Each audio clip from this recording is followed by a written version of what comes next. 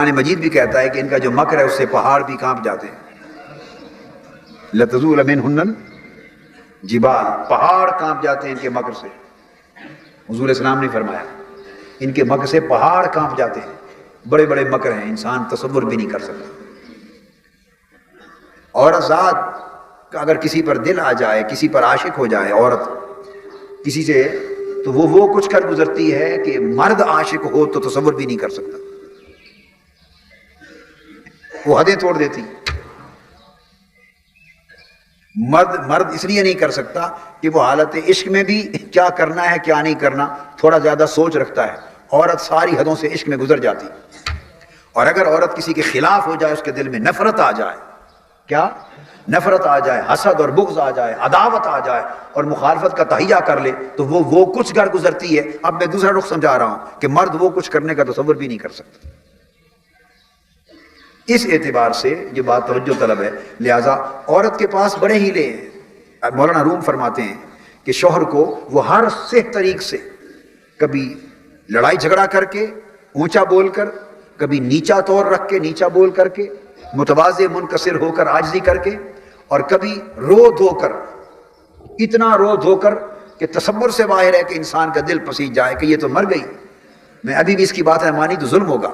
ایسا کر کے عورت اپنی بات منوا لیتی. اب مولانا روم نے وہ تفصیل میں مکالمہ بیان کیا ہے عورت کا اور اس کے شوہر کا، اور نشان یہ کرنا چاہتے ہیں کہ وہ بھی سارے طریقے اپنا کر بالآخر اس شوہر سے اپنی بات منوا لیتی. اور پھر جا کے وہ انتباہ کر کے سمجھاتے ہیں کہ اے بندے، اے عقل ذرا جاگ، تو ہے تو شوہر اس نفس کی، مگر نفس تیرا اتنا عیار اور چالاک ہے کہ وہ ہر طریقہ اپنا کے اپنی بات منوا کر تجھ پہ اپنا حملہ کر لیتا اور تجھے پتہ بھی نہیں چلنے دیتا.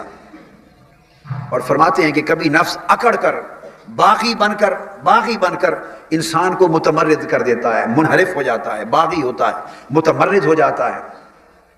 نفس کھلم کھلا گناہ کی بات کرتا ہے، اللہ کی نافرمانی کی بات کرتا ہے نفس، اور گناہ کی چاہت کی بات کرتا ہے، اور اللہ کا باغی بناتا ہے، اور مال و دولت کا کھلا حرص کرواتا ہے. الغرض کھلی نافرمانی کے ذریعے کبھی نفس باغی ہو کر انسان کی عقل کو اپنے تابع کر لیتا ہے. اور عقل جو خیر کی سوچنے والی ہے، عقل جو خیر کو سوچنے والی ہے، مگر چونکہ نفس اسے اپنے تابع کر لیتا ہے اپنے ہیلے اور مکر کے ساتھ، لہذا عقل کی خیر دب جاتی ہے اور نفس کا شر غالب آ جاتا ہے، اور عقل کو پتہ بھی نہیں چلتا عقل کو.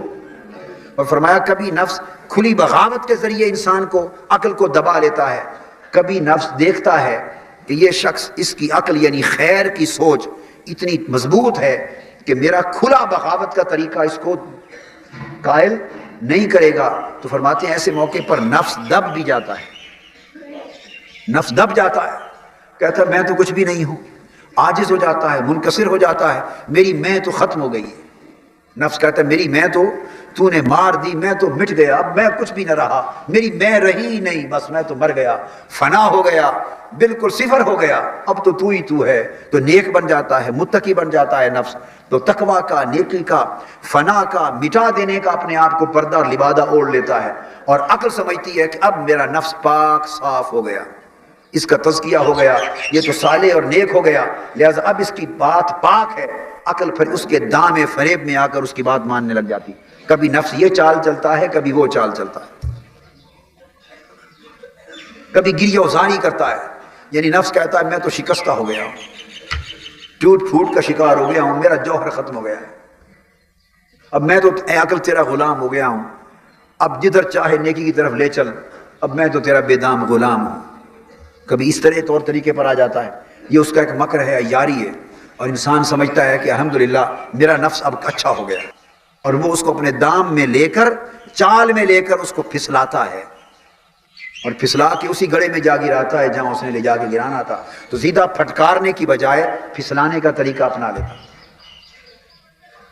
تو مولانا روم اس شوہر اور اس عورت کی گفتگو سے اور مکالمے سے یہ طریقہ سمجھاتے ہیں کہ نفس اس طرح ہم کلام ہوتا ہے عقل کے ساتھ، اور اس کے پاس مکر اور فریب کے بڑے بڑے طریقے. یہ نصیحت کرتے ہیں.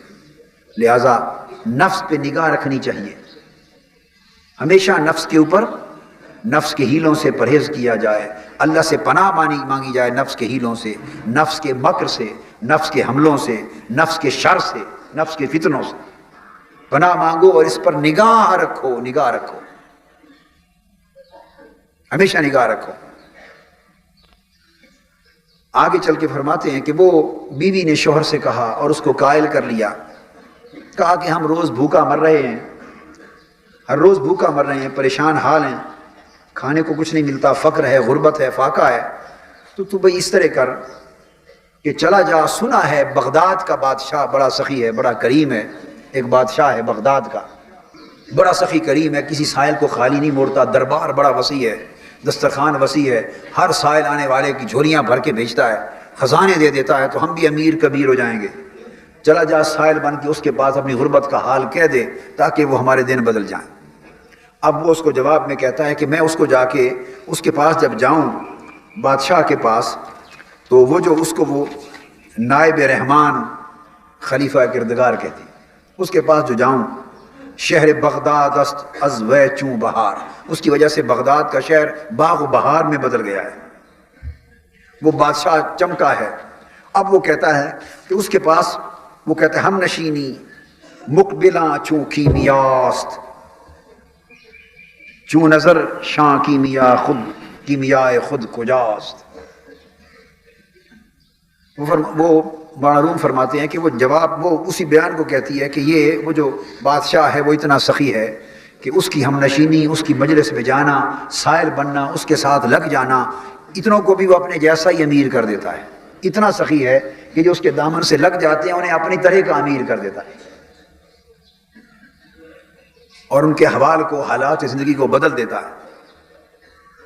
اب وہ شوہر جواب دیتا ہے، میری بیوی یہ بتا، تیری بات تو درست ہے مگر میرے پاس کوئی ذریعہ نہیں، وسیلہ نہیں، میں اس بادشاہ کے دربار تک کیسے پہنچوں، میری واقفیت نہیں، بادشاہ بہت بڑا ہے، اس تک پہنچنے کے لیے کوئی بہانہ چاہیے، اس تک رسائی کے لیے کوئی بہانہ چاہیے۔ عقل چونکہ سلیم ہے، وہ بڑی سلامت کی بات سوچ رہی ہے، وہ 2 + 2 = 4 کی طرح صاف ستھری سلامتی کی بات سوچتی، وہ سوچتی ہے عقل، مرد جواب دیتا ہے میرے پاس کوئی ذریعہ نہیں، کوئی بہانہ نہیں، میں کس طرح جاؤں؟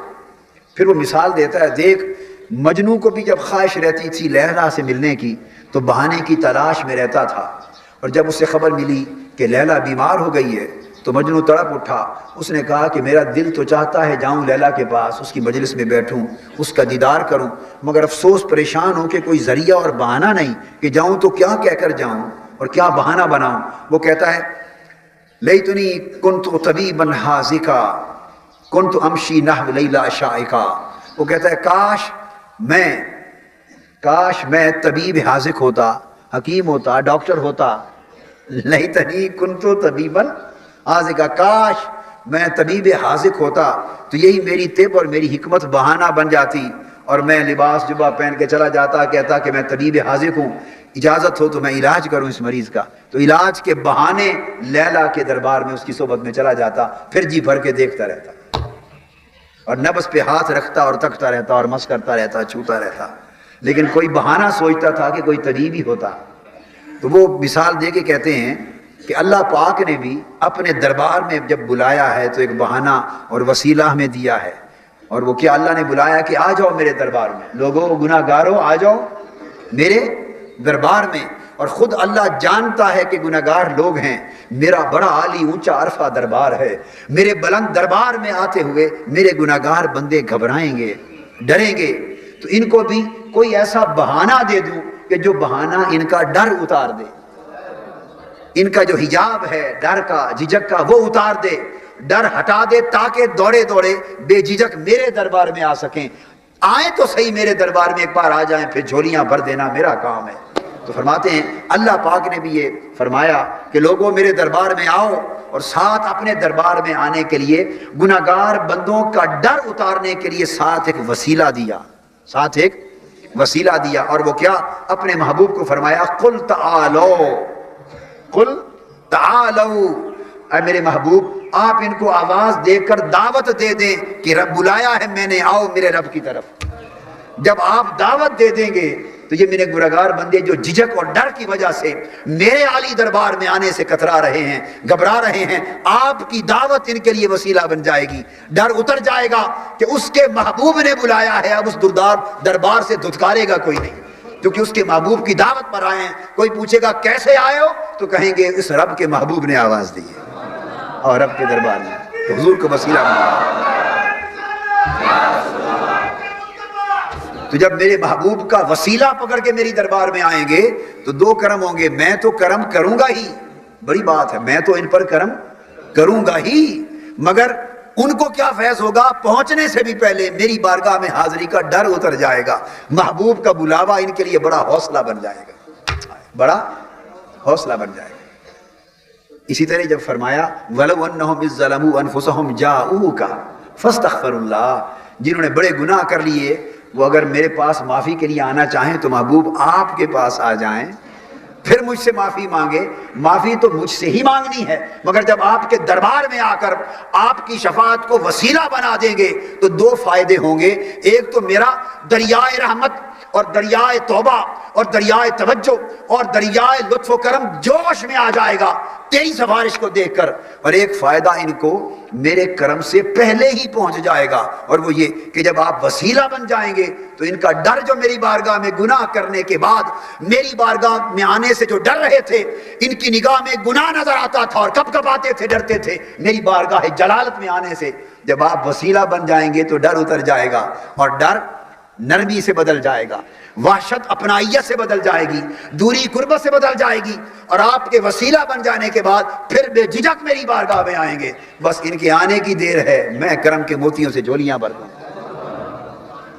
اسی طرح وہ کہتے ہیں کہ میں کیا وسیلہ بناؤں اس شاہ بغداد کے پاس، بادشاہ کے پاس جانے کا، اس نے تو چلو حکیم بننا بہانہ بنا لیا، میں کیا بہانہ بناؤں۔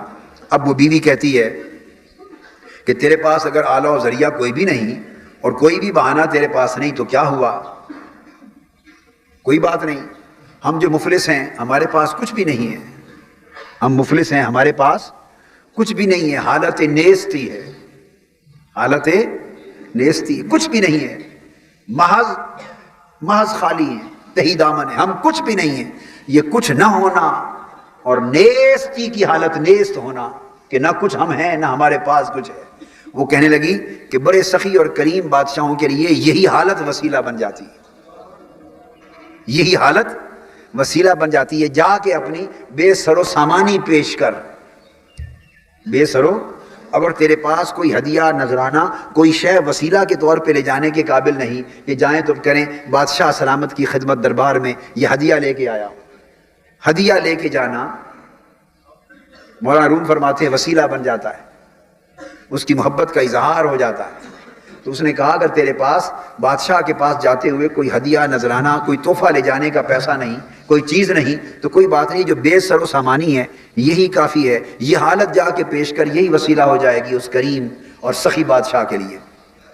یہ اس نے سکھا۔ اب آپ کو بتا یہ رہے ہیں کہ نفس اور عقل کے درمیان موازنہ کرا رہے ہیں مولانا روم۔ اب آپ نے دیکھا دونوں باتیں دیکھنے میں کتنی اچھی لگ رہی ہیں، آپ سوچ رہے ہیں کہ بھائی نفس نے نصیحتیں تو دونوں اچھی کی ہیں، بیوی نے، بھائی غریب ہیں تو بادشاہ کے پاس جا کو بری نصیحت کی جی، اور اگر کچھ نہیں لے جانے کے لیے تو اپنی بے سر و سامانی کی حالت کو پیش کر، بری نصیحت ہے اچھی، وہ یہی تھا۔ سمجھاتے ہیں دیکھا کتنی اچھی نصیحت کی، عقل اس کی چال میں آ گئی۔ سمجھا یہ رہے کہ نفس بعض کا اتنے اچھے راستے دکھاتا ہے کہ اگر اس کی چال میں آ جاتی، لیکن وہ چونکہ عقل نورانی ہے، عقل نورانی، وہ جواب دیتی ہے، شوہر جواب دیتا ہے، مرد جواب دیتا ہے۔ اس نے کہا تو اپنی جگہ درست صحیح کہ میں اپنی بے سر و سامانی کی جا کے حالت دکھاؤں، لیکن وہ کہتے ہیں کہ یہ حالت بھی واقعتاً پہلے بناؤں تو جا دکھاؤں، ہائے ہائے، پہلے بناؤں تو پھر جا کے دکھاؤں، تو ابھی تو یہ حالت میری بنی نہیں، یہ حالت میری بنی نہیں۔ یہ جو ظاہری قال ہے کہ میں بے سر و سامان ہوں، کچھ نہیں، بالکل فنا ہے، کچھ نہیں، یہ کچھ نہیں جو کہنا اور بات ہے۔ مولانا روم فرماتے ہیں اے کچھ نہیں کہنے والے، پہلے کچھ نہیں بن جا، کچھ نہیں ہو جا، خالی کہتے رہنے اور کچھ نہیں کہ قال سے کیا ہوگا، کچھ نہیں کو اپنا حال بنا دے، بے سر و سامانی کو اپنا قال نہ رکھ، اسے اپنا حال بنا. جب کچھ نہیں بے سر و سامانی یہ تیرا حال بن جائے گا تو یقیناً یہ حال وسیلہ ہوگا اس کی بارگاہ میں پیش کرنے کا.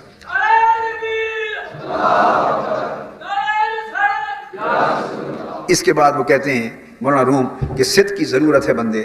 صدق ہی اور اخلاص ہی یہی چیز ہے کہ صدق اور اخلاص کے ذریعے انسان کو وہ حالت نصیب ہوتی ہے، اور صدق اور اخلاص انسان کے نیک عمل کا گواہ بنتا ہے، اور وہ علامت اور گواہی انسان کو اس قابل بناتی ہے کہ وہ ہدیہ ٹوٹا پھوٹا جیسے بھی ہے وہ اس دربار کے قابل نہیں ہوتا.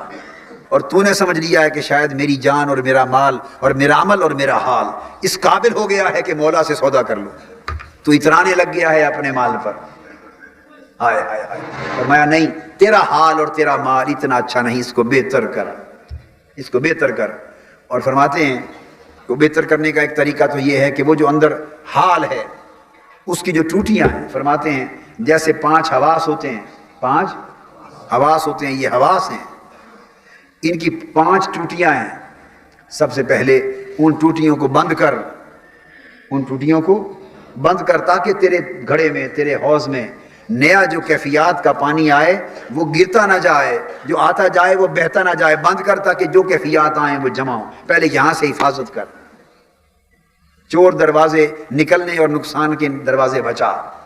اور پھر فرماتے ہیں کہ ان کیفیات کو اللہ کے ساتھ اچھے جوہر، برے گندے پانی کے جوہر کی بجائے اپنے گھڑے کو اچھے صاف ستھرے شفاف اور صاف پانی کے تالاب کے ساتھ متعلق کر دے. اور صاف ستھرے پانی کا تالاب مالا اعلیٰ ہے، اللہ کی ذات، وہاں سے انوار و تجلیات اور حسنات و برکات جو مل رہے ہیں وہ جن عوالم میں جمع ہیں، وہ یا جن ہستیوں میں وہ آ گئے ہیں اللہ کے انوار و تجلیات، وہ اچھے تالاب ہیں. حتیٰ کہ نفوس قدسیہ، اللہ کے دوست اور اللہ کے ولی، اولیاء، صلحاء، پاکیزہ نفوس، ان کے جو من ہیں وہ صاف ستھرے پانی کے تالاب ہیں. اور برے لوگ، چغلی کرنے والے، حاسد لوگ، طمع کرنے والے، دنیا کی پرستش کرنے والے، گناہ کرنے والے، فسق و فجور کرنے والے، غصہ اور جلال رکھنے والے، غیبت کرنے والے، الغرض برے حواس اور برے خصائل رکھنے والے لوگ گویا گندے پانی کے جوہر کی مانند ہیں. اے بندے، اگر اپنے من کو درست کرنا ہے، اپنے من کو صاف ستھرا کرنا ہے تو اپنے من کو ستھرا کرنے کے لیے اپنے تن کو گندے پانی کے جوہر کے ساتھ متعلق نہ کر. یعنی ان لوگوں کے ساتھ نہ بیٹھ جن کے من خراب ہیں، ان لوگوں کی صحبت میں نہ بیٹھ، ان لوگوں کا تعلق نہ رکھ، ان لوگوں سے سنگت نہ کر، ان لوگوں سے یاری نہ کر، ان لوگوں سے دوستی نہ کر، ان دوستوں کے سے قربت نہ کر جو گندے پانی کے جوہر کے مانند اپنا من رکھتے ہیں کہ جو کچھ ان کے اندر ہے وہی تمہیں دیں گے، اور تمہارا گھڑا اسی گندے پانی سے بھریں گے جو ان کے جوہر میں تھا. اگر اپنے من کے اندر صاف ستھرا، شفاف اور صاف نورانی پانی لینا چاہتا ہے تو پھر ان نفوس قدسیہ کے ساتھ سنگت کر، ان نیک اور پاک باز لوگوں کے ساتھ سنگت کر، اللہ کے ان پیارے دوستوں کے ساتھ سنگت کر جن کے تالابوں میں گندے پانی نہیں بلکہ مالا اعلیٰ کے پانی گرتے رہتے ہیں،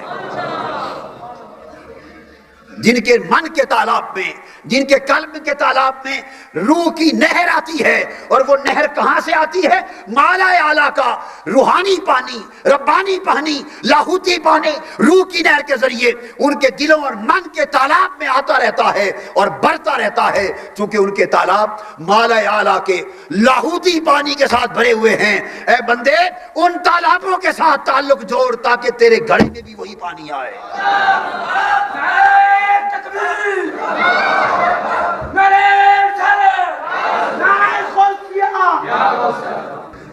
اسی پاک تالاب کی طرف رہیں، اسی صاف ستھرے تالاب کی طرف رہیں جہاں وہ تالاب کیسے ہوتے ہیں، وہاں مالا اعلیٰ کی انوار کی بارشیں چھم چھم گرتی رہتی ہیں.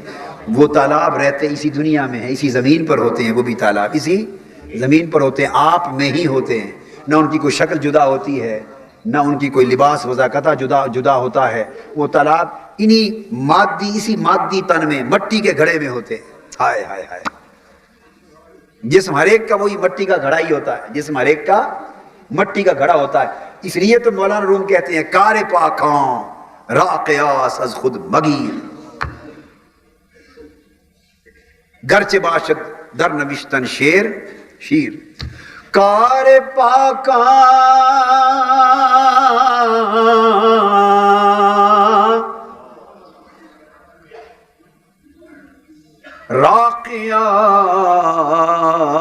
راقیاس از خود مگیر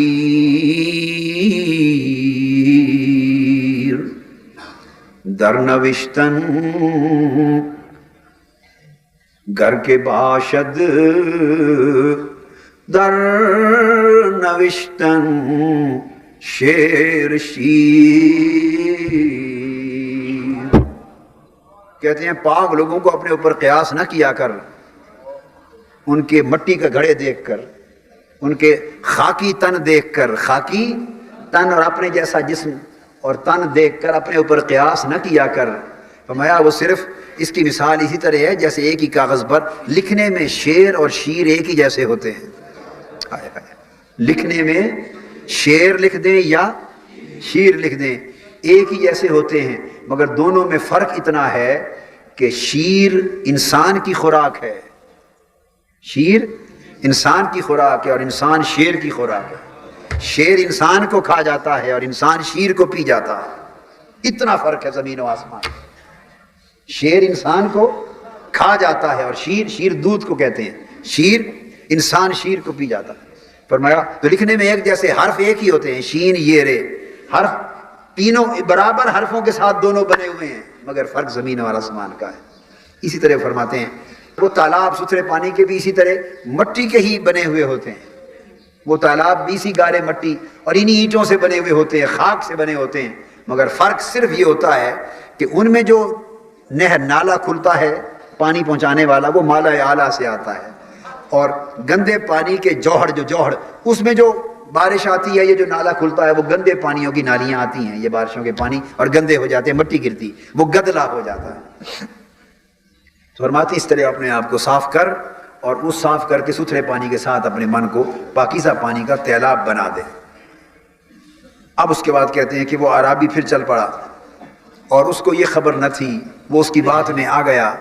اس نے وہ گندے جوہر کے پانی سے گھڑا بھر لیا اور بھر کے اس کے اوپر کپڑے رکھے، پھر برتن رکھے، اس کو ڈھانپا، اس کو بند کیا اور یہ سمجھا اور خوش ہو گیا. عقل اس چال میں آ گئی، عقل نفس کی چال میں آ گئی اور وہ خوش ہو گیا. اس نے سمجھا کہ جو کچھ بھی ہوگا یہ تو مدتوں بعد، سالوں بعد بارش آتی ہے، اس بادشاہ کے پاس بھی اور کسی چیز کی کمی ہو نہ ہو پانی کی کمی تو ہر صورت ہی ہوگی، لہٰذا اس میرے پانی کے جو بھرے ہوئے گھڑے کی بڑی قدر ہوگی. وہ لے کے چل پڑا. مولانا روم فرماتے ہیں کہ اس نادان کو خبر نہ تھی جس بادشاہ کے پاس جا رہے اس کے قدموں میں تو دجلہ اور فرات بہ رہے ہیں. آگے فرماتے ہیں کہ اگر اس نے اس لیے یہ فخر کر لیا اپنے گھڑے پر کہ اس نے دجلہ اور فرات دیکھے نہ تھے، اگر ایک نظر دجلہ اور فرات کی ایک جھلک بھی کر لیتا، ایک جھلک بھی دیکھ لیتا، ایک لہر کی جھلک بھی دیکھ لیتا تو یہ نادانی نہ کرتا فخر کرنے کی.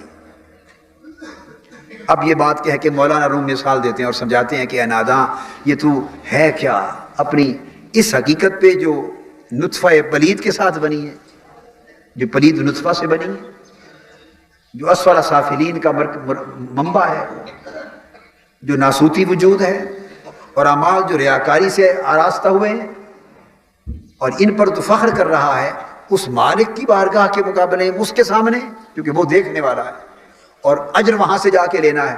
اس کے لیے فخر کر کے اترا کے جا رہا ہے، یہ لے کر ان اعمال کی گٹھڑی سر پہ رکھ کر کہ جس کے پاس یعنی اجر کے اور حسن کے اور کمالات کے دجلے اور فرات اربوں کروڑوں کی تعداد میں بہ رہے، جو ساری کائنات ہی اجور کا مالک ہے، جس کے کمالات کی کوئی حد نہیں، جس کی عظمتوں کی کوئی حد نہیں، جس کی رفتوں اور سطوتوں کی کوئی حد نہیں، جس کی شانوں کی کوئی حد نہیں، جس کی حسن و جمال کی کوئی حد نہیں. چونکہ بندے تو نے اس کے لطف و کرم کی جھلک نہیں دیکھی، اندھا ہے، نابینا ہے، بے خبر ہے، دجلہ و فرات کے کرم سے بے خبر ہے، اس لیے اپنے گھڑے کے گندے پانی پر اترا رہا ہے. اے بندے اپنے من کو گندا پانی جان اور اس کے دجلہ و فرات کی ایک جھلک دیکھ تاکہ ہمیشہ تجھے اپنی کم مائگی کا احساس رہے. ہم گھمنڈ میں چلے جاتے ہیں، اس لیے اللہ پاک نے فرمایا بندے خبردار، کبریائی بڑائی کا تصور بندے تیری شان ہی نہیں، تو عاجز محض ہے، یہ صرف میری شان ہے. سوچ تو کچھ نہ تھا، ایک نطفے سے تمہیں پیدا کیا اور پلٹا کر تجھے خاک میں لے جائیں گے، ختم ہو جائے گا، کیڑے ختم کر دیں گے۔ یہ ہے تیری ساری عظمت کی داستان، تیرے بڑے ہونے کی داستان۔ کس چیز پہ اتراتا ہے؟ آج وہ ذات جس عزت پہ اتراتا ہے، وہ چاہے تو ایک لمحے میں تجھ سے تیری عزت چھین لے، ایک لمحے میں تیرا مال و دولت تجھ سے چھین لے، ایک لمحے میں تیرا حسن و جمال چھین لے، ایک لمحے میں تیری زندگی اور حیات چھین لے۔ کون سی شے تیری ہے جس پہ تو اترائے؟ مستعار چیزیں ہیں، 4 دن کی مانگی ہوئی چیزیں، اور ان کو بھی تو نے گدلا کر رکھا ہے، اور ان پہ پھر اتراتا ہے اور فخر کرتا ہے۔ اور کس کے حضور؟ مولا کے حضور، جو سارے حسن و جمال کا مالک، ساری قدرت و کمال کا مالک، ساری عظمتوں کا مالک، فرماتے ہیں کہ بندے اس نفس کے چکر میں نہ آ اور جوہر کے گندے پانی کے گھڑے پر نہ اترا۔ وہ چل پڑا، پیچھے عورت وظیفے کر رہی ہے کہ خیر و عافیت سے، چونکہ وہ تو یہ سمجھ رہی ہے نا کہ ہمارا گھڑا بڑا قیمتی، وہ بھی دعائیں کرتی رہی، شوہر بھی دعاؤں کے ساتھ پہنچتا اس بادشاہ کے دربار میں جا پہنچا۔ درمیان میں بڑے مضامین مولانا روم لائے، بڑے مضامین، کبھی حضرت آدم علیہ السلام کا واقعہ، کبھی ملائکہ کا واقعہ، کبھی اور تفصیلات لائے مولانا روم کر کے۔ آگے فرماتے ہیں کہ وہ بغداد کے اس محل میں جا پہنچا، اس بادشاہ کے پاس دروازے پر پہنچا گھڑا لے کر۔ درباریوں نے اس کا حال دیکھا، سمجھ گئے، اس کا حال دیکھا سمجھ گئے کہ سائل ہے، منگتا ہے، حاجت مند ہے۔ اس سے پوچھا کیا چیز، کیسے آئے ہو، کہاں سے آئے ہو، کیا لائے ہو؟ اس نے کہا جی میں فلاں دور عرب صحرا سے آیا ہوں اور حاجت مند ہوں، پریشان حال ہوں، اپنے دن بدلوانے کے لیے آیا ہوں بادشاہ سلامت کی بارگاہ میں، اور لایا کیا ہوں؟ ایک ایسا تحفہ لایا ہوں جو بادشاہ کے دربار میں بھی نہیں ہوگا۔ کیا ہے بھائی؟ اس نے کہا جی وہ جوہر سے پانی بارش کا ایک مرتبہ جمع کر لیا تھا اور پورا گھڑا اس کا بھر کے لایا۔ اس نے کہا بادشاہ کے پاس تو 2-4 گلاس ہوں گے، میں تو گھڑا لایا ہوں، کئی دن کام کر جائے گا۔ ایک عرصے کی بات ہے، ہم کراچی میں حضور پیر صاحب کی بلا کی خدمت میں بیٹھے تھے، حافظ امین الدین صاحب تھے، خواجہ افضل صاحب ایک ہوا کرتے تھے، وہ تھے، میاں مظفر احمد صاحب تھے، اس طرح کچھ اور احباب تھے، بیٹھے تھے تو حاضری کے لیے آئے، شام کو دن کو حاضری دے گئے، شام کو حضور نے پھر طلب فرمایا کہ شام آنا اور دوبارہ کھانا میرے ساتھ کھانا۔ وقفہ تھا، بازار چلے گئے، بڑے کئی سالوں کی بات ہے، تو خواجہ افضل صاحب نے کہا کہ بازار چل کے جتنے ساتھی ساتھ ہیں تو یہاں ایک بڑی شاندار مارکیٹ ہے جہاں اعلیٰ کوالٹی کی بلیک ٹی ملتی ہے، چائے ملتی ہے شاندار، تو میں تو ہمیشہ یہاں سے ہی منگواتا ہوں، تو وہاں سے جا کے چائے خریدتے ہیں، اتنا وقت ہے تو پھر انشاءاللہ مغرب پڑھ کے حضور کی خدمت میں حاضر ہو جائیں گے۔ بازار چلے گئے اور 2-2 کلو بلیک ٹی کے چائے کے جو پیکٹ سب نے پیک کروا لیے، 2-2 کلو سب نے پیک کروا لی بلیک ٹی، گھر کے لیے لے کے رکھ لیے گاڑی کی ڈگی میں۔ خواجہ افضل صاحب نے بھی 2 کلو کا پیکٹ اپنے گھر کے لیے لے لیا، بس حضور پیر صاحب کے لیے نہیں لیا، اپنے 5 آدمی تھے، 5 کے لیے 2-2 پیکٹ چائے کے ہر ایک نے لے لیے۔ جب آ کے بیٹھے حضور کی خدمت میں، حضور قدرت الاولیاء کی بارگاہ میں، آپ اندر تھے، ہم آگے بیٹھ گئے، نماز مغرب کا وقت تھا، نماز مغرب پڑھی، نماز پڑھتے ہی خواجہ افضل صاحب اٹھے، کہتے ہیں کہ حضور پیر صاحب کے لیے تو لانا یاد نہیں رہا، ہمیں کہتے ہیں، تو کہتے ہیں میں تو آتا ہی رہتا ہوں یہاں، تو 2 کلو جو میں نے اپنی چائے کا پیکٹ لیا ہے میں حضور کی خدمت میں نذرانہ پیش کر دیتا ہوں، یہاں بڑی کثرت کے ساتھ مہمان آتے ہیں اور سارا دن چائے چلتی ہے، تو آپ کو تو ہر وقت چائے کی بڑی ضرورت ہوگی اور لنگر میں بڑی ضرورت ہوگی چائے کی، ہر روز چائے چلتی ہے، سینکڑوں مہمان آتے ہیں، تو یہ پیش کر دیتے ہیں حضور کی خدمت۔ یعنی خیال کر لیا کہ حضور پیر صاحب کو بڑی ضرورت ہوگی، ہر وقت مہمان آتے ہیں، چائے پکتی رہتی ہے، تو یعنی ان کی حاجت اور ضرورت کا خیال کر لیا کہ ضرورت مند ہے، تو اپنی چائے کے 2 کلو کے پیکٹ بھی لا کے یہاں پیش کر دیتا ہوں، چلو 2-4 دن کی ضرورت ہی پوری ہو جائے گی، یہ خیال کیا۔ الفاظ ان کے اپنے تھے، میں نے آپ کو پورا مفہوم سمجھا دیا سرات کے ساتھ۔ وہ تیزی سے اٹھے اور لا کر 2 کلو کا جو پیکٹ تھا چائے کا ٹیبل پہ رکھ دیا۔ حضور اندر ہیں، یہ سارا قصہ ان کے سامنے تو نہیں ہوا، نہ ان کو چائے کی خریداری کا علم، نہ یہاں کا قصہ معلوم، ظاہراً آگے بیٹھ گئے۔ تو تھوڑی دیر ہوئی تو حضور خواجہ افضل صاحب نے کہا حضور یہ چائے کا پیکٹ ہے 2 کلو، اور یہ جملہ پھر بول دیا کہ حضور یہ مہمان آتے ہیں، لنگر میں ہر وقت چائے پکتی ہے، تو میں نے کہا حضور کی خدمت میں چائے پیش کر۔ اب ادب کا تقاضا یہ تھا کہ کچھ بھی نہ کہتے، کیا کچھ بھی نہ کہتے، اور فقط عرض کرتے حضور یہ حقیر سا ہدیہ ہے تو کسی قدر و قیمت کا نہیں، معمولی سا ہے، تو حضور کا لنگر تو بادشاہوں کا لنگر ہے، یہ معمولی سی چائے حضور قبول فرما لیں۔ ادب کا تقاضا یہ تھا کہ اس انداز سے بات کرتے، ان سے صاف ہو گیا، بے دھیانی، بے خیالی یا نادانی ہو گئی، کہہ یہ بیٹھے کہ حضور مہمان آتے ہیں، ہر وقت تو لنگر میں چائے پکتی ہے تو میں نے کہا حضور کی خدمت میں چائے لے جائیں، تو چائے پیش کی. بس اتنی بات کہنے کی دیر تھی، حضور جلال میں آ گئے. فرمایا کون سی چائے ہے؟ عرض کی حضور بلیک ٹی ہے. فرمایا ادھر آؤ، آپ کو چائے دکھاتا ہے. ہم سامنے ہی بیٹھے تھے، ڈائننگ ٹیبل تھا، ڈائننگ ٹیبل کے سامنے 3-4 الماریاں تھیں دیوار میں، اور سب شیشے والی الماریاں تھیں، جو کچھ اس کے اندر تھا نظر آتا، کلیئر تھا. ان الماریوں کے سامنے ہمیں کھڑا کر لیا اور اندر ہاتھ ڈالا. ہمارے سامنے جو پڑا ہے ہم دیکھ رہے ہیں، ہمارے سامنے ہاتھ ڈالا اور ایک اتنا بڑا مرتبان چائے کا نکال کے ٹیبل پہ رکھ دیا اور فرمایا اس کو سونگو، بتاؤ کس ملک کی چائے ہے. سونگا. اب ان کو کیا پتا کس ملک کی چائے ہے، انہوں نے کہا جی بڑی شاندار چائے ہے. نہیں، فرمایا سری لنکا کی چائے ہے. اس کے بعد پھر ہاتھ ڈالا اندر سے ایک اور پیک، اس کی سیل بھی نہیں کھلی، اتنا بڑا ڈبہ پیک اور نکالا. فرمایا بولو کہاں کی چائے ہے؟ حضور کچھ پتہ نہیں، پڑھو اس کے اوپر، تبت کی چائے ہے. یعنی یہ آپ کا پاکستان والا تبت نام نہیں ہے، یہ تبت سے آئی ہے. اس کے بعد پھر اندر ہاتھ ڈالا اور پھر ہاتھ ڈال کے باہر نکالا. تو اس کے بعد نکال کے تو ایک اور ڈبہ سیل، جس کی سیل بھی نہیں ٹوٹی کھلی، وہ نکال کے رکھ دیا. فرمایا بولو کہاں کی چائے ہے؟ اس طرح ہاتھ ڈالتے گئے اور ڈبے سیل والے نکالتے گئے جن کا ڈھکنا بھی نہیں کھلا تھا، سیل بھی نہیں کھلی تھی. اور 15-20 سیل والے بڑے بڑے نہایت اعلیٰ ولایتی قسم کی چائے کے ڈبوں کے ڈبے اٹھا کے انبار لگا دیے. اور وہ جتنا انبار لگایا وہ شیشوں کے اندر پڑا ہوا نظر نہیں آ رہا تھا. بس ہاتھ ڈالتے اور ڈبہ آ جاتا، ہاتھ ڈالتے اور ڈبہ آ جاتا، ہاتھ ڈالتے اور ڈبہ آ جاتا. کئی ملکوں کے ڈبے بھر کے رکھ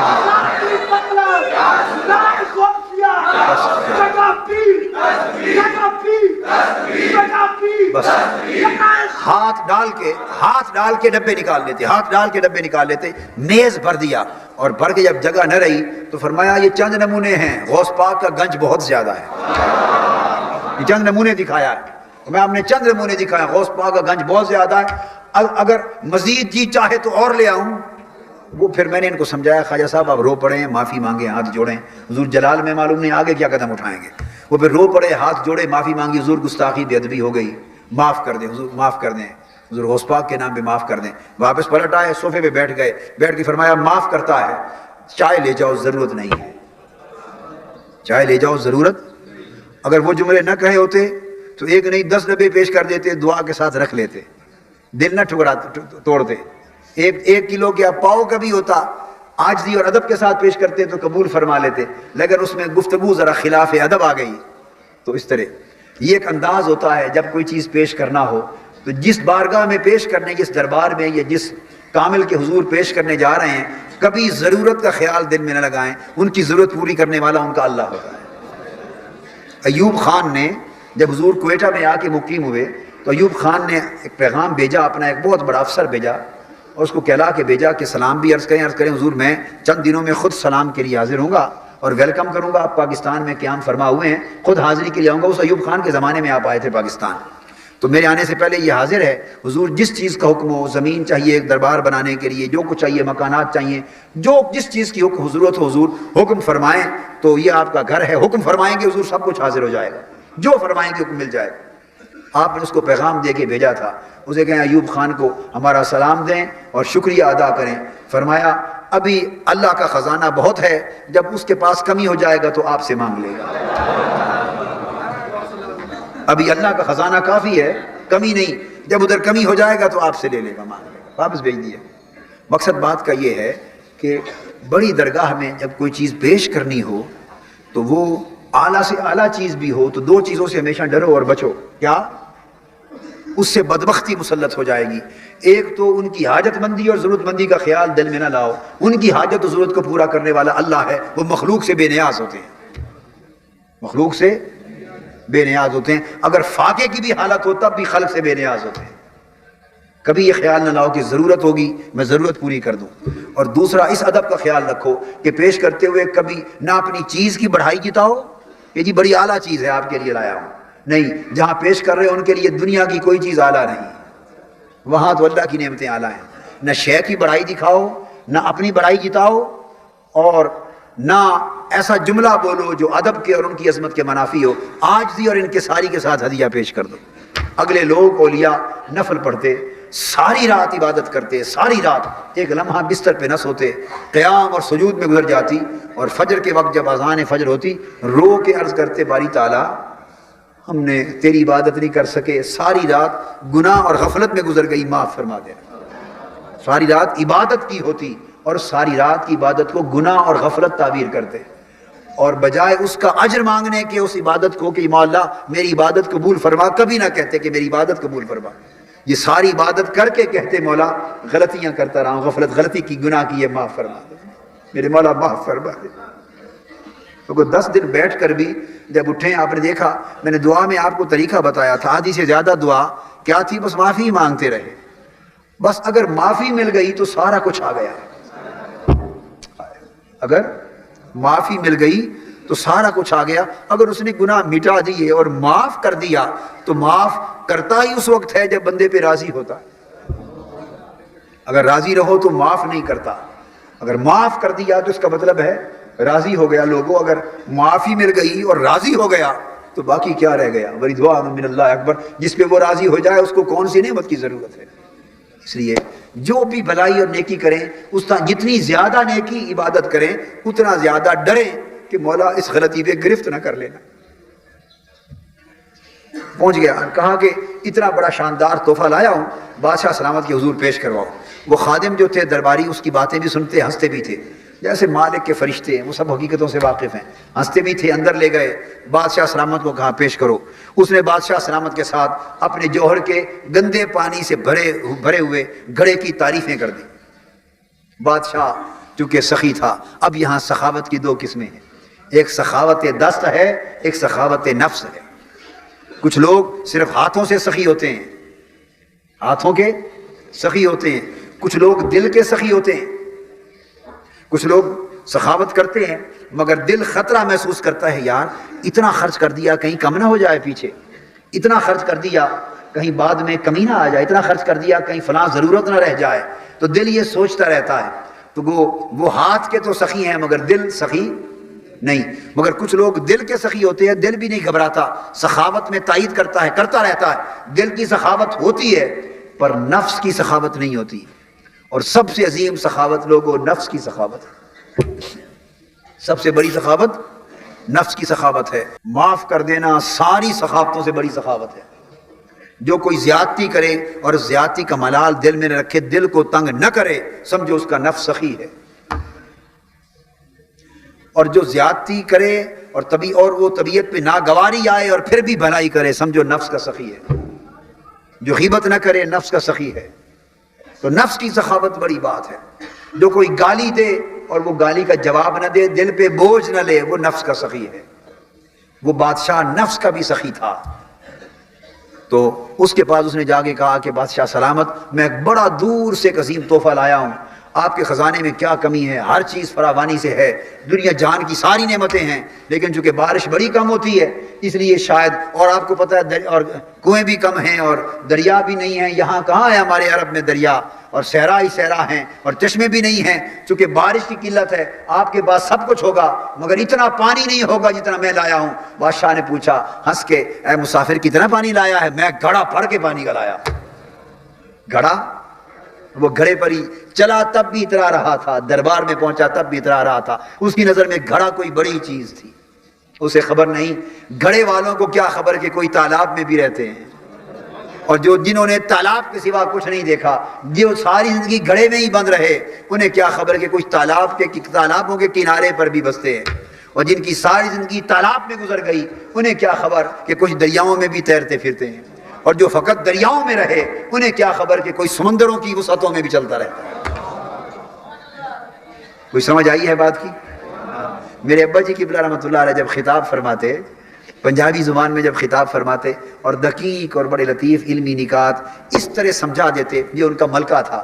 میں تو کچھ بھی نہیں ہوں, ان کا ملکہ تھا کہ بڑے دقیق اور لطیف اور گجلک علمی نکات جس پر کتابیں لکھی جائیں تو تب بھی سمجھ نہ آ سکے عام آسانی کے ساتھ, اور بڑے بڑے ادق نقطے علمی اور بڑے بڑے فلسفیانہ اور صوفیانہ اور حدیث کے اور فن کے اور فقہ کے بڑے ادق علمی نکات جو بڑے بڑے علماء کی بھی سمجھ میں مشکل سے آتے, ان پڑھ تو خیر تصور بھی نہیں کر سکتا, اس کو خطاب میں بیان کرتے.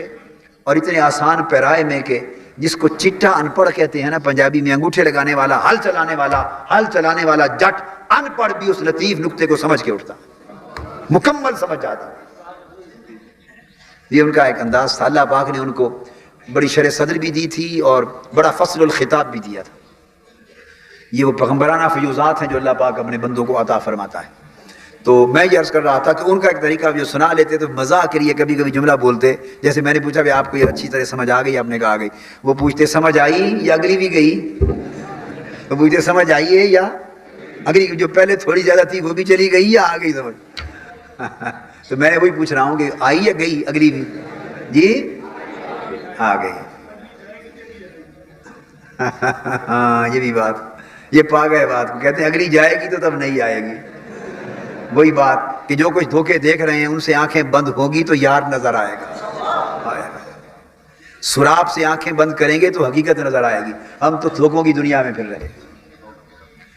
ہاں تو وہ پھر تعریف کی بادشاہ سلامت میں گھڑا بھر کے لایا ہوں پانی کا، اور جوہر میں بارش کا روک لیا تھا، جوہر سے لایا ہوں. اور آپ کے خزانے میں یہ اتنا نہیں ہوگا تو یہ میں آپ کے لیے بڑا دور کا سفر کر کے لایا. بادشاہ سنتا رہا، ہنستا رہا. اس نے معلوم ہے کیا کہا؟ اس نے کہا اچھا بھائی بڑی احتیاط سے اس کا قیمتی تحفہ ہے، دور سے بھر کے لایا ہے، جوہر سے گھڑا پانی کا بھر کے لایا ہے، سنبھال کے رکھ لو میرے لیے. اس کی دل جوئی. اب یہ نفس کی سخاوت، یہ بڑا پن ہے کہ کوئی نادانی کی بات بھی کر دے تو سن کے اس کا دل توڑا نہیں کرتے. یہ تصوف ہے. جو کسی کا دل نہ توڑے وہ صوفی ہے. جو دل، محمود کھرل صاحب، جو دل نہ توڑے وہ صوفی ہے. اور جو ٹوٹے ہوئوں کو جوڑ دے وہ ولی ہے. جو کسی کا نہ توڑے وہ صوفی، اور جو ٹوٹے ہوئوں کو جوڑ دے وہ ولی. بھئی یہ سبحان اللہ. تو اس نے دل نہیں توڑا. اس نے کہا بھی سنبھال کے رکھ لو. یہ یہاں ایک اخلاق کا نقطہ ہے، خلق کا. آپ بعض اوقات کوئی آدمی ایک بات آپ کو سنانا چاہتا ہے اور آپ کو معلوم ہوتی تو آپ فوری کہہ دیتے ہیں یہ تو مجھے معلوم ہے، یہ میں نے سنی ہوئی ہے. آپ فوری اس کو اظہار کر دیتے ہیں کہ آپ کو آتی ہے یہ بات، یہ علم ہے. اگلے کا دل ٹوٹ جاتا ہے. اعلیٰ خلق میں سے یہ ہے کہ آپ کو اگر اس سے وہ بات بھی آتی ہو اور لاکھ باتیں اس سے بھی بہتر آتی ہوں تو چلو وہ اپنی سمجھ کے مطابق جو آپ کو سنا رہا ہے اس طرح کان دھر کے سنو، خوشی سے، توجہ انعماق سے، کہ وہ یہی سمجھے کہ اس کو پتہ نہیں تھا. اور پھر سنانے کے بعد زندگی بھی گزر جائے تو اس کا پردہ چاک نہ کرو، وہ یہی سمجھتا رہے کہ میں نے اس کو بات بتائی، ان کو پتہ نہیں تھا. اگر اتنی بات سے خوش ہوتا ہے تو اس کا دل جوڑے رکھو. اب جن کے نفس گھٹیا ہوتے ہیں اور دل چھوٹے ہوتے ہیں اور ظرف چھوٹے ہوتے ہیں، یہ فوری کہنا یہ تو مجھے معلوم ہے، یہ ظرف کی تنگی ہے. بھئی معلوم ہے تو اگر اس کی سن لیتا تو کیا ہوتا، تیرا کیا بگڑ جاتا؟ اس کا دل راضی ہو جاتا، اس کا دل. اور وہ اوروں کو کہتا پھرتا کہ یہ بات میں نے انہیں بتائی تھی. اب یہ آپ تجربہ کر لیں، پرکھ لیں. میں آپ کو کسوٹی دے رہا ہوں. آپ کو کسی نے ایک بات بتائی جو آپ کو آتی ہے، آپ نے اس کا پردہ رکھ لیا، کچھ اظہار نہیں کیا، پھر وہ لوگوں کو بتاتا پھرتا ہے کہ میں نے ان کو یہ بات بتائی، میں نے بات بتائی. یہ بات آپ سن کر اگر دل پر بوجھ نہ کریں اور دل مسکرائے تو سمجھ لے کہ خیر کی راہ پر ہیں. یہ سن کر کہ وہ ہر ایک کو بتاتا پھرتا ہے میں نے ان کو یہ بتائی، میں نے ان کو یہ بتائی. کیا میں نے ان کو یہ بتائی؟ حالانکہ آپ کے لیے وہ بات حقیقتاً کچھ بھی نہ تھی، مگر وہ کہتا میں نے ان کو بڑی راز کی بات بتائی، ان کو یہ بات سمجھا دی، یہ بات سمجھا دی. اب دیکھیے کہ عام انسان یہ سن کے کتنے غیظ میں آتا ہے، جلال میں. یار کمال ہے، اس نے تو بالکل حد ہی کر دی. ارے وہ کہتا پھرتا ہے کہ میں نے سمجھا دی، میں نے سمجھا دی، وہ تو میرا استاد بن گیا ہے، میرا عالم اور عارف بن گیا ہے. آدمی کہتا ہے میں پھر اس کا پردہ چاک کر دوں، حقیقت کھول دوں. نفس اکڑاتا ہے تو جواب دے، اس کا چپ کیوں ہے؟ کیفیت وارد ہوتی ہے نا. اب پرکھ دے رہا ہوں. پرکھ کیا ہے؟ ایسی باتیں اور اس طرح کی اور ہزار چیزیں ہوتی، اس طرح کی اور ہزار چیزیں. مثلا آپ نے کوئی زیادتی بھی نہیں کی کسی سے، زیادتی بھی دوسرے کی ہے، زیادتی بھی دوسرے کی ہے، اور بجائے اس کے کہ وہ معافی مانگے، بجائے اس کے کہ وہ معافی مانگے، زیادتی بھی اس نے کی اور ناراض بھی وہ ہے. الٹا چور کوتوال کو ڈانٹ رہا ہے، ناراض ہے. تو بڑا پن تصوف صوفی کون ہے؟ وہ یہ ہے کہ ناراض بھی اس نے، زیادتی بھی اس نے کی، ناراض بھی وہی ہے. صوفی بھی وہ ہے کہ جا کے کہ اچھا بھی مجھ سے زیادتی ہوئی، آپ معاف کر دیں، مجھے معاف فرما دیں. جو اپنے نفس کو اتنا سیدھا کر لے وہ سمجھے کہ میں اب خیر کی راہ پہ چل پڑا ہوں. یہ میں پرکھ آپ کے ہاتھ میں دے رہا ہوں، آپ کے ہاتھ میں. پوچھنے کی ضرورت نہیں کہ میں کس راہ پر ہوں، خود فیصلہ کر لیں گے. معاف جس کا نفس اتنا حوصلہ ہو جائے جس کے اندر کہ زیادتی کرنے والے سے ہی معافی مانگ لے، سمجھ لے خیر پر ہوں، یا اس کی معافی مانگے بغیر خود معاف کر دے، سمجھ لے خیر پر ہوں۔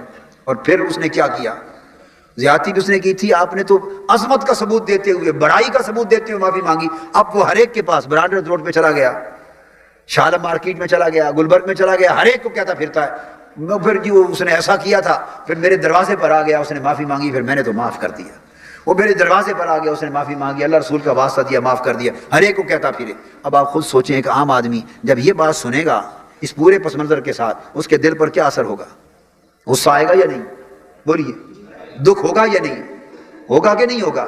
بس اس کیفیت کو ذہن میں رکھ لیں۔ اب اس کو ریپلیس کر کے دوسری بات بتا رہا ہوں، جب ایسی سچویشن ہو اور نفس کو غصہ نہ آئے، ایسی کیفیت ہو اور دل کو دکھ نہ ہو، بلکہ آپ اس طرح مسکرائیں جیسے چھوٹے سے معصوم بچے کی خطا پہ آدمی خوش ہوتا ہے، مسکراتا ہے۔ اگر یہ کیفیت من میں ہو جائے تو سمجھ لیں کہ خیر کی راہ پہ چل پڑے، خیر کی راہ پہ۔ بھئی یہ تصوف ہے، ہم نے تو اس تصوف کو سمجھا ہے حضرت سلطان باؤ کے احمد پور کی طرح، تو باقی اس کے علاوہ کچھ ہوگا تو اوروں کا ہوگا۔ ہمیں تو ساری زندگی جو سیکھا، جو دیکھا، جو پڑھا، جو برتا، جو چکھا، جو کچھ بھی کیا، ہمیں تو سوائے اس کے اور تصوف نظر ہی کوئی نہیں آیا۔ بادشاہ خوش ہو گیا، قبول کر لیا اس کا تحفہ، اور اس پر ایسا پردہ ڈالا کہ اس کو انعام و اکرام دیے۔ بھائی اس نے اتنا بڑا تحفہ لایا ہے میرے پاس۔ تو میں نے آپ کو 27ویں رات بتایا تھا نا کہ اللہ کے احسان والے لوگ پردہ پوش ہوتے ہیں، پردے دوسروں کی حماقت پہ بھی پردہ ڈال دیتے ہیں، خطاؤں پر بھی پردہ ڈال دیتے ہیں، پردہ پوش ہوتے ہیں۔ پردہ ڈال دیا پردہ، انعامات دے دیے، ہیرے دے دیے، جواہرات دے دیے، سونا چاندی دے دیا، سکوں سے، دیناروں سے جھولیاں بھر دی، پال دیا اس کو، وہ جو امید لے کے آیا تھا پوری کر دی۔ اس کے بعد کیا ہوا؟ جب رخصت ہونے لگا تو پھر اس کا جو جوہر کا وہ جو گھڑا تھا صاف کر کے دھو کر اندر سے کہا کہ اس کو بھی اشرفیوں کے ساتھ بھر دو۔ اب میں نے اس دن بیان نہیں کیا، یہ بھی اخوت میں سے اور مروت میں سے اور فتوت میں سے اور احسان میں سے ہے کہ اگر کوئی پہلے صحابہ تابعین اور اولیاء کا زمانہ جو تھا جب کثرت سے ہوتے تھے، ان کے گھر سے کوئی اگر ہنڈیا کھانا پکانے کی مانگ بیچتا، برتن مانگتا خالی ہنڈیا کہ کھانا سالن پکانا ہے، ذرا ہماری ہنڈیا ٹوٹ گئی ہے، اپنی ہنڈیا دے دو، تو وہ ہنڈیا خالی نہ بیچتے، بھر کے بیچتے تھے، خالی نہ بیچتے، بھر کے بیچتے۔ یہ تصوف ہے۔ کہاں بیٹھے؟ نفس تنگ، قلب تنگ، ظرف تنگ، نگاہ تنگ ہی تنگ، اور تصوف وسعتوں کا نام۔ ہنڈیا بھر کے بیچتے، اور جب وہ استعمال کر لیتا تو وہ برتن دھو کر جب بیچتا تو وہ بھی خالی نہ بیچتا، وہ بھی بھر کے پکا کے بھر کے بیچتا۔ یعنی خالی تو کسی کو برتن بھی نہ دیتے تھے۔ ہائے ہائے ہائے ہائے۔ تو وہ جو خالی برتن بھی نہ دیتے تھے، اگر صدق کے دل سے ہم دنوں کے برتن لے کے ایسوں کے پاس آ جائیں تو وہ خالی برتن کیسے موڑیں گے؟ اس نے پھر سونے کی اشرفیوں کے ساتھ اس کا گھڑا بھر دیا، اور جب وہ واپس جانے لگا تو جاتے ہوئے اپنے درباریوں کو ساتھ بھیجا، سپاہیوں کو کہا بھئی دور سے بہت عظیم تحفہ لے کے آیا ہے اجنبی، اور یہ اشرفیوں کا بھرا ہوا گھڑا بھی اس کو دیا ہے۔ یہ سارے اخلاق سکھائے جا رہے ہیں، یہ سب تصوف سکھایا جا رہا ہے، یہ سب صفائے باطن کے حالات سکھائے جا رہے ہیں۔ فرمایا اس کو یہ کسی اور راستے سے، اب آگے دیکھو کہ حکمت کیا ہے۔ اب اس کو پردہ بھی رکھ لیا ہے اور سمجھانا بھی ہے تاکہ زندگی ساری نادانی میں نہ گزارے۔ پردہ بھی رکھ لیا، پردہ پوشی بھی کی، اور چاہتے ہیں کہ سمجھا بھی دیں، اور ایسا سمجھائیں کہ سامنے شرمسار بھی نہ ہو۔ پردہ رکھ کر سمجھائیں تاکہ خطا سے بھی بچ جائے، حقیقت کو بھی جان لے۔ سپاہی بھیجے کہ جاؤ، یہ خشک راستے سے آیا ہے، صحراؤں سے، بڑا لمبا راستہ تھا، بڑا لمبا راستہ، تھک گیا ہوگا۔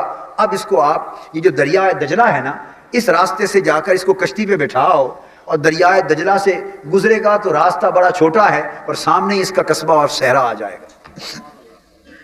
اس کو کشتی پہ بٹھاؤ اور دریائے دجلہ کے راستے سے گزارو تاکہ اس کو سفر آسان ہو۔ اور تھکا ہوا آیا تھا، واپسی جب دریا میں کشتی میں بیٹھے گا، دریا دیکھے گا تو اس کی تفریح طبع بھی ہوگی، آنکھیں دریا کا نظارہ کریں گی، دل بھی خوش ہو جائے گا۔ باتیں اس طرح کی کر دیں۔ اب آپ سمجھ گئے دکھانا کیا چاہتا ہے بادشاہ؟ ہیں؟ ہاں، دکھانا بہتے ہوئے دجلہ کے دریا، بہتے ہوئے دجلہ کا دریا دکھانا چاہتا ہے، گندے پانی کا گھڑا بہت بڑی قیمتی تحفہ سمجھ کے آنے والے کو صاف ستھرے دریاؤں کی لہریں دکھانا چاہتا ہے، بہتا دریا دکھانا چاہتا ہے، اور یہ بتانا چاہتا ہے کہ یہاں تو دریا بہ رہے ہیں، یہاں گندے پانی کے گھڑے کیا ہیں، مگر ایسا بتانا چاہتا ہے کہ شرمسار نہ ہو۔ یہ اخلاق کریمانہ ہے۔ اگر آپ لوگ ان اخلاقوں کو اپنا لیں اور تحریکوں میں کام کرنے والے، تنظیم میں کام کرنے والے، مشن کا کام کرنے والے آئے دن اب یہ ساری باتیں اور درس سن کر پھر اگر جا کر آپ کام بھی کریں اور چھوٹی چھوٹی باتوں پر جھگڑیں، ایمان سے کہیے کوئی گنجائش ہے؟ کیا ہے؟ پھر تو نفس کتا ہی رہا، پھر اسی نفس کتے کے غلام رہے ہم، کچھ نہ پایا، کچھ نہ سیکھا، کچھ نہ پایا، اس کتے نفس کے ہی غلام رہے کہ جیسے وہ ہڈیوں پر لڑتا ہے اور بھونکتا ہے کتا، اس طرح آپ بھی چھوٹی چھوٹی باتوں کی جو ہڈیوں کی مانند ہیں اس پر لڑتے مرتے ہیں، تو پھر نفس کتے کے غلام رہے۔ اس نے یہ کہہ دیا، اس نے مجھے یہ کہہ دیا، سوچئے ایمان سے جتنے جھگڑے ہوتے ہیں اگر ان کی تہ میں جائیں تو ہوتا کیا ہے؟ اس نے یہ کہہ دیا، اس نے فلاں موقع پر یہ کر دیا، میں اس کو بخشوں گا نہیں، اس نے مجھے یہ گالی دے دی، اس نے یہ غلط کام کیا، اس نے مشورہ نہیں کیا مجھ سے، خود فیصلہ کر لیا۔ چلو بھائی، اگر غلطی تھی بھی ایک بار کی تو قیامت تک اس غلطی کی سزا بھگتائی جائے گی۔ اگر اس نے غلطی کی، غلطی ایک امر ہے، تو معافی بھی تو کوئی امر ہے یا نہیں؟ تو معاف کر دو۔ تو بادشاہ نے اس کو دریا دکھانے کے لیے جتلائے بغیر کشتی پہ سوار کروا دیا۔ جب وہ مسافر سونے کی اشرفیوں کا بھرا ہوا گھڑا اور دیگر انعام و اکرام کی جھولیاں جو لادی ہوئی چیزیں لے کے پلٹا اور کشتی میں جا بیٹھا، اور کشتی دریا کے اندر گئی اور دریا کی جولانیاں دیکھیں اور اطراف و اکناف تک کنارہ نظر نہ آیا اور بہتے ہوئے صاف شفاف پانی نظر آیا، تو اس وقت شرمسار ہو کر زمین پہ گر پڑا۔ اور یہ وہ مقام توبہ تھا جس پر مولانا روم لانا چاہتے تھے۔ زمین پہ گر پڑا اور زاروں قطار رو کے ٹکرے مارنے لگ گیا اور کہتا تھا، اے بادشاہ حقیقی، نادام میں ہی تھا، میں نے تیرے کرم کے دریا نہ دیکھے تھے، اپنے گندے پانی کے گھڑے پر اتراتا رہا، مجھے نفس نے بہکا دیا، مجھے نفس نے دھوکہ دیا، نفس نے ورغلا دیا، تیرے کرم کے تو دریا بہ رہے ہیں، تیرے پاس تو ان معمولی چیزوں کی کوئی قیمت ہی نہیں، لیکن تو اتنا سخی اور کریم کہ میرے ناکارہ تحفوں پر بھی پردہ پا کے قبول کر لیا۔ مولانا روم کہتے ہیں، بندے صرف صدق اور اخلاص پیدا کرنے کی دیر ہے، یہ ناکارہ عمل اس کے حضور جائیں گے گندے جوہر کے پانی سے بھی کمتر ہوں گے، مگر صدق اور اخلاص کے برتن میں، صدق اور اخلاص کی تھالی میں رکھ کر پیش کرے گا تو تیرے صدق اور اخلاص کو دیکھ کر ان گندے برتنوں سے اور گندے چیزوں کی پرواہ نہیں کرے گا، وہ انہیں قبول بھی کرے گا، اجر بھی دے گا، پردہ بھی ڈالے گا اور لطف و کرم کے دریاؤں سے تیرے برتن بھر بھر کے بھیج دے گا۔ نعرہ تکبیر، نعرہ رسالت، شمس الدین قادری صاحب۔ یہ ساری بات کر کے پھر وہ کہتے ہیں مولانا روم، مگر یہ ہوتا اس وقت ہے، یہ آخری بات ختم کر رہا ہوں اور بڑے لذت کی بات ہے۔ فرمایا کہ اے بندے، تجھے یہ راہ کیسے ملے اور تو یہ عمل کیسے کرے کہ تیری زندگی تو ساری علم نحو میں گزر گئی۔ مولانا روم فرماتے ہیں تیری زندگی تو ساری علم نحو، علم نحو بڑا شاہی علم ہے عربوں کا، اور عربی زبان کا، جو عربی گرامر جسے کہتے ہیں، زبان کا جو علم ہے عربی گرامر کا، یہ شاہوں کی زبان ہے، اس کے اوپر بڑا فخر ہے عربوں کو اور اہل نحو کو اور اہل لغت کو اور اہل زبان کو، علم نحو پہ فخر ہے۔ صرف کو کتوں والا کہتے ہیں رٹا ہے، اور نحو کہتے ہیں شاہی دماغ چاہیے، اتنا فخر ہے ان کو، غرور ہے۔ تو نحو کا علم جو ہے یہ نکتہ دانی ہے، عبارات کی تصحیح کرنا ہے، زبان کو، مضمون کو اعلیٰ بنانا ہے، اس میں اظہار و بیان کی ساری فصاحت اور بلاغت اسی نحو سے جنم لیتی ہے، اور اس پر اتنا فخر ہے انسان کو۔ تو کیا کرتے ہیں نحوی لوگ یا علماء لوگ، زندگی ساری چھوٹے رسالے سے لے کر بڑی بڑی کتابوں تک 7-8 سال نحوی پڑھاتے رہتے ہیں، نحوی پڑھاتے رہتے ہیں۔ یہ تو ایک رخ ہے۔ اور ایک بات ساتھ میں بتا دوں، علوم جو نظامیہ ہیں، درس نظامی کے علوم و فنون میں 2 فن ایسے ہیں، کتنے؟ 2، جو انسان میں کمال درجے کا گھمانڈ اور تکبر پیدا کرتے ہیں، ان میں سر فیض یہی نحو ہے اور ایک منطق ہے، ایک منطق اور ایک نحو۔ کیونکہ نحو سے ہی علم کلام جنم لیتا، اسی سے وضاحت، اسی سے بلاغت، اسی سے بدیع، اسی سے بیان، اسی سے کلام، علوم سے جنم لیتے ہیں، فنون جنم لیتے ہیں، بڑے بڑے یعنی جتنے پالش کیے ہوئے جو درس ہیں اور نصاب ہیں اور نظام ہے علم کے، وہ اس سے جنم لیتے ہیں، اور استدلال سارا منطق سے جنم لیتا ہے۔ جب نحو اور منطق جنم اکٹھے ہو جاتے ہیں تو دماغ ابلیس کی مانند الا ماشاء اللہ اونچا چلا جاتا ہے، اونچی ہواؤں میں، انا خیر منہ ہو جاتا ہے۔ پھر جو لوگ نحو نہیں جانتے ان کو جاہل مطلق کہا جاتا ہے، اجہل مطلق. علم رکھنے والے غیر عالموں کو اجہل مطلق کہتے ہیں، بڑے بڑے اونچے تکبر بھرے لفظ بولتے ہیں، نام رکھتے ہیں، یہ تکبر آ جاتا ہے. علم را در تن زنے مارے بوت، علم جب اس تن پہ گرتا ہے تو اژدہا بن جاتا ہے، جس کو کھاتا ہے مر جاتا ہے. علم را بر من زنے یارے بوت، بر جاں زنے یارے بوت، اگر من اور جاں پہ علم وارد ہو جائے تو وہ یار مددگار ہو جاتا ہے. سو یہ نحو کا علم ہے. تو وہ فرماتے ہیں نحو کے علم رکھنے والے کو نحوی کہتے ہیں. فرماتے ہیں بندے یہ جو ساری داستانیں میں سناتا ہوں اور یہ قصے سناتا ہوں اور یہ سبق پڑھاتا ہوں اور نفس کی اصلاح کی بات کرتا ہوں اور احوال باطنی کی اصلاح کی بات کرتا ہوں اور احوال کو درست کرنے کی بات کرتا ہوں اور قلب و روح کی جلا کی بات کرتا ہوں، یہ من کے سنورنے کی بات کرتا ہوں، فرمایا یہ نحو سے تو نہیں آتے یہ طریقے. نحو کو کیا غرض ان چیزوں سے؟ یہ نحو کے علم میں یہ بات آتی ہی نہیں ہے. اب یہ بات کہہ کے فرمایا تو اس دنیا کے فتنوں سے کیسے بچے گا؟ نحو تو دنیا کے فتنوں سے بچا نہیں سکتی، شیطان کے ہلاکت انگیز ہیلوں سے تو بچ نہیں سکتا، نحو کا علم تو بچا نہیں سکتا. یعنی دنیاوی ظاہری علوم نہیں بچا سکتے، نفس کے حملوں سے بچ نہیں سکتا، کیونکہ نحو کے پاس طاقت نہیں کہ نفس کے ہیلوں سے حملوں سے بچا دے. فرماتے ہیں مثال سن اے بندے، ایک نحوی بہت بڑا نحو کا عالم دریا میں کشتی میں جا رہا تھا، ایک کشتی میں جا رہا تھا، اور جب وہ کشتی چل پڑی تو جو کشتی بان تھا، ملاح سیلر کشتی بان، آگے چل کے چونکہ نحوی ہے، علم نحو کا عالم ہے، اسپیشلسٹ ہے، اب اس کی نگاہ میں تو جس نے نحو نہیں پڑھی اس نے کچھ ہی نہیں پڑھا، وہ تو جاہل رہا. اس کشتی بان سے پوچھتا ہے، مولانا روم فرماتے ہیں، فرماتا ہے کہ اے کشتی بان، کشتی چلانے والے، یہ بتا کہ تو نے کچھ نحو پڑھی ہے، نحو جانتے ہو؟ کشتی بان سے پوچھتا ہے نحوی عالم، نحو جانتے ہو؟ کچھ نحو جانتے ہو؟ اس نے کہا جی نہیں، میں غریب آدمی پیٹ روزی کمانے والا کشتی چلا کے میں نحو کہاں پڑھتا ہوں، یہ عالموں کا کام ہے، میں نحو نہیں جانتا. نحوی عالم کہتا ہے تیری تو آدھی زندگی برباد ہو گئی. تو نے کیا کیا؟ جس نے جو نحو نہیں جانتا اس نے تو آدھی زندگی برباد کر ڈالی. کتنی؟ آدھی زندگی برباد کر ڈالی. اس کو غصہ تو بہت آیا کشتی بان کو، کشتی والے ملاح کو، مگر صبر کر گیا، چپ کر گیا. تھوڑی دیر گزری، کشتی آگے گئی تو دریا میں بہت بڑا طوفان آ گیا، بہت بڑا طوفان آ گیا، اور اس طوفان میں کشتی گر گئی، ہچکولے کھانے لگی اور لہریں تیز ہو گئیں، بڑی متشدد ہو گئی، لہریں بفر گئیں اور طوفان میں قریب تھا کہ کشتی ڈوب جائے اور غرق ہو جائیں لوگ. جب ڈوبنے اور غرق ہونے کے قریب پہنچی تو کشتی بان نے پیچھے مڑ کے دیکھا اور مڑ کے کہا مولوی صاحب، نحوی صاحب، مولوی صاحب، آواز دی. اس نے کہا کیا بات ہے؟ اس نے کہا کوئی تیرنا جانتے ہو؟ ہائے ہائے. اس نے پوچھا تیرنا جانتے ہو مولوی صاحب؟ جانتے ہیں؟ اس نے کہا نہیں، میں عالم ہوں، میں نے نحو پڑھی ہے، میں کہاں تیرنا جانتا ہوں. اس نے کہا مولوی جی پھر میری تو آدھی برباد ہوئی تھی، تیری آج ساری برباد ہوئی. آہستہ آہستہ بھائی نہیں، آہستہ، ہنسنا نہیں، بس ہنسنا نہیں. اس نے کہا مولوی صاحب میری تو آدھی برباد ہوئی تھی نحو نہ پڑھ جان کر، تیری آج آپ کی ساری برباد ہے گئی. تو ساری برباد گئی. اس نے کہا کیوں، کیا بات ہے؟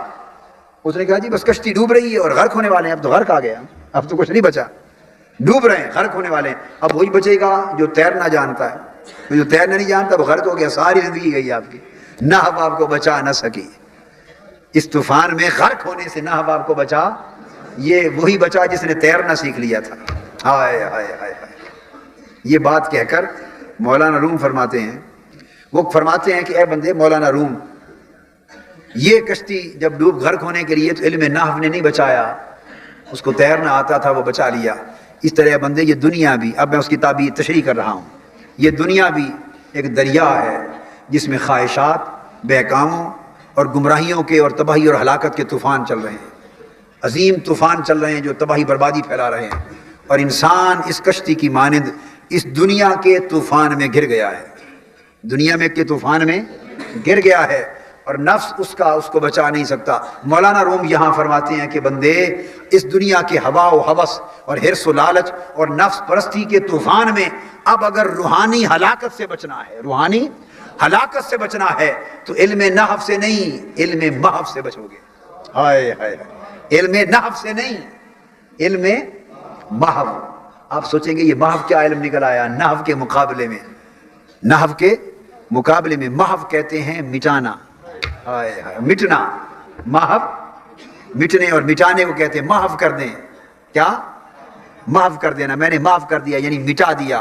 فرماتے ہیں اے بندے, اے علم والے, اے بندے, یہ دنیا کی روحانی ہلاکتوں سے اگر بچنا ہے تو علم نحو والے نہیں بچیں گے, وہی بچے گا جس کے پاس علم محو ہے, یعنی جس نے نفس کو مٹا کے مار دیا ہے, جس نے نفس کو مٹا دیا, انا کو میں کو مٹا دیا اور میں کو مار دیا. جس نے نفس کو مٹا دیا اور نفس مٹا کر اپنی میں کو مار دیا, جس نے مارنے کا علم سیکھ لیا, نفس کو مارنے کا علم سیکھ لیا, علم محو, وہی طوفان میں گر جانے کی حالت میں بچ جائے گا. اور جس نے میں کو مار کر نفس کو محو کرنے کا علم نہ سیکھا, خالی نحو کے پر رہا, اس کو نحو عقل و خیرت بچا نہیں سکتی. یہاں مولانا روم مثال دیتے ہیں جس پر بات ختم کرنا چاہ رہا ہوں, اور وہ قیمتی بات ہے. فرماتے ہیں تو نے نہیں دیکھا کہ دریا میں اگر زندہ کود جائے, زندہ کو گرا دیں, دریا میں اگر کسی زندہ شخص کو گرا دیں اور اس کو تیرنا نہ آتا ہو تو وہ ڈوب جاتا ہے. وہ زندہ شخص ڈوبنے سے بچ نہیں سکتا, جو زندہ ہے وہ ڈوبنے سے بچ نہیں سکتا. اور اگر اس کے برعکس کسی کو مار کر مردہ حالت میں دریا میں پھینک دیں تو مردے کو لہریں اٹھا لیتی ہیں. مردہ ڈوب نہیں سکتا اور زندہ بچ نہیں سکتا, تیر نہیں سکتا. فرمایا ہے بندے تیرا نفس اور تیری میں انسان کی مانند ہے, جب تک میں زندہ رہے گی اگر تباہی اور ہلاکت دنیا کے دریا میں تو جائے گا تو میں زندہ ہوگی تو تجھے ڈوبا کر تباہ و برباد کر دے گی. کہ زندہ میں زندہ انسان کی مانند ہے, وہ ڈوبے بغیر رہ نہیں سکتی. اگر اس دنیا کی ہلاکت کے دریا میں اپنے آپ کو زندہ سلامت رکھنا ہے تو میں کو مار دے, مردہ کر, اور میں کو مردہ کر کے دریا میں پھینک, دریا ڈوبانے کی بجائے تجھ کو اٹھا لے گا, زندہ کر لے گا.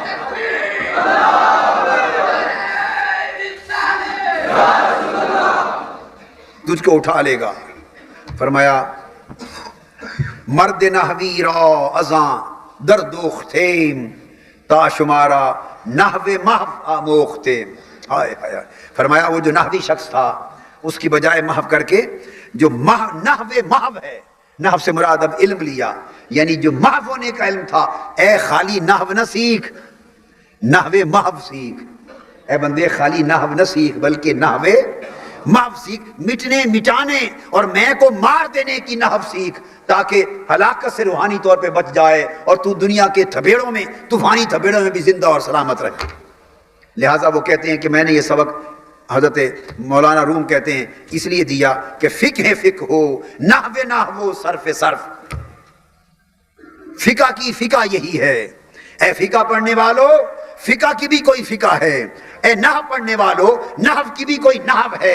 اے صرف پڑھنے والو, صرف کی بھی کوئی صرف ہے. تو فقہ کی فقہ یہ ہے, نحو کی نحو یہ ہے, صرف کی صرف یہ ہے کہ میں مر جائے, میں مر جائے. جس کو میں کے مارنے کا علم آ گیا, جس کو نفس کو مار کر کشتہ کرنا آ گیا اور میں کو مٹا کر اس میں کو محو کرنا آ گیا, اسے دائماً زندہ رہنا آ گیا. وہ زندہ بھی زندہ ہے اور مر کے بھی زندہ ہے. اللہ تبارک و تعالی ہمیں اس نحو محو سے آشنا کرے اور یہ کیفیت ہمیں عطا فرمائے.